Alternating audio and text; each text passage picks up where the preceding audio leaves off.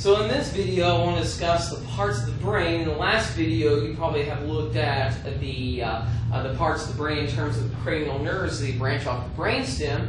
And in this video, I want to discuss the major parts of the brain that we can see.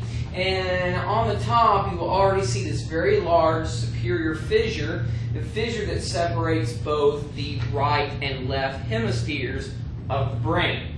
And if we look on here, you will note there are several protrusions, they're wrinkled appearance. Those that deep in, so the most deepest grooves in the brain is a fissure. The rest of them are called sulci.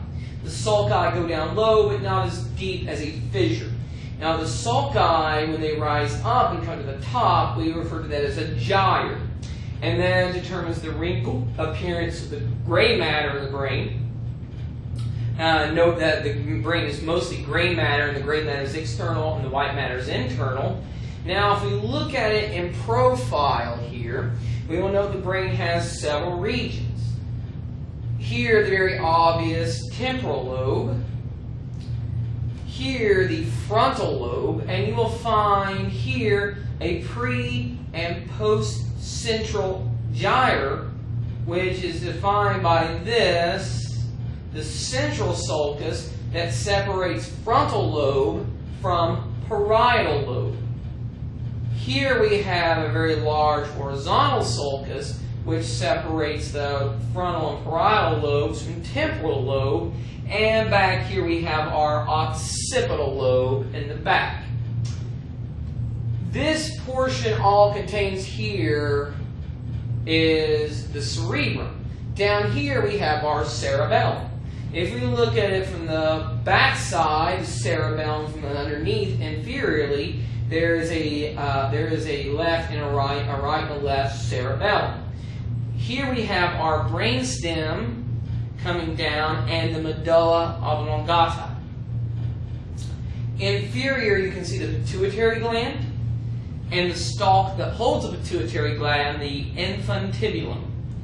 And generally, these are the structures you can see post on the outer brain.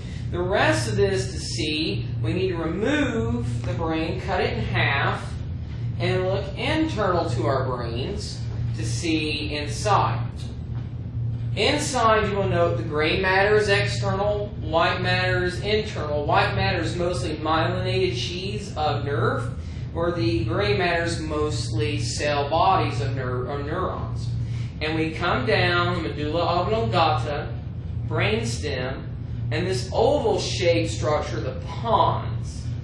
We will find coming up the corpus callosum near the limbic lobe, corpus callosum, the fornix. Here we have choroid plexus, here, pineal body, mammillary body. Pituitary will be coming down, and you can see the pituitary in this one in conjunction. Pituitary coming up to the hypothalamus of the brain, and the hypothalamus sits here. Again, choroid plexus, pineal body.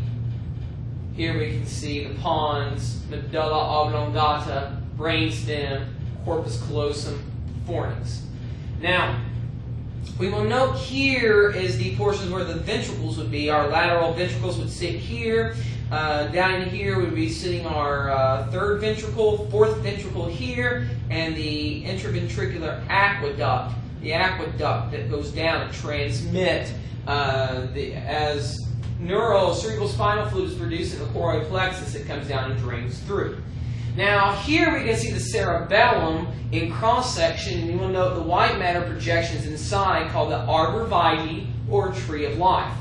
Now the rest of what we want to see in terms of the brain, we want to remove part of this to see on the back side we have 3 cerebral peduncles.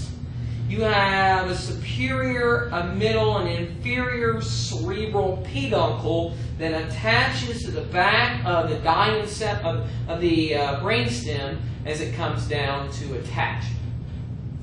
Now, if I split this further, we can see a little bit of the diencephalon the metacephalon, the mesocephalon, and the brainstem coming down, where we had looked at the individual cranial nerves.